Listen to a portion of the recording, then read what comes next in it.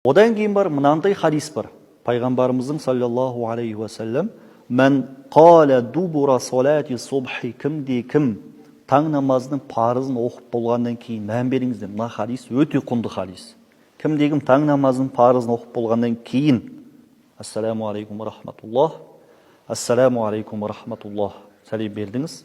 Ва хуа санин риджлейхи, әрі екі тізесі бүгіліп тұрды. Қабля ан ятакаллам, еш нәрсе айтпай тұрып, 10 мәрте ла илаха иллаллах вахдаху ла шарика лах, лахул мульку ва лахул хамд, юхи ва юмит, ва хуа аля кулли шайин қадир деп 10 рет айтатын болса, кутиба лаху ашру хасанат, 10 сауап жазылады, ва мухи анху ашру сайят, 10 күнәсі кешіріледі, ва руфиа лаху ашру даражат, 10 есе дәрежесі көтеріледі, ва кана яумаху залика, және сол күні бүкіл жағымсыз нәрселерден қорғанда болады. Ва хуриса мина шайтан, шайтаннан да қорғалады деп жатыр.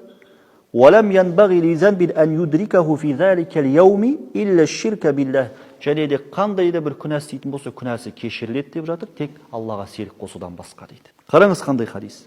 Осылайынан таң намазын оқып болғаннан кейін, жалғыз оқысаңыз да, егер жалғыз оқып да, ассаламу алейкум ва рахматуллах, ассаламу алейкум ва рахматуллах, ешқандай сөз сөйлемей тұрып осы дұғаны айтасыз. 10 рет. Қаншама сауап, қаншама пайдалары бар да хадис.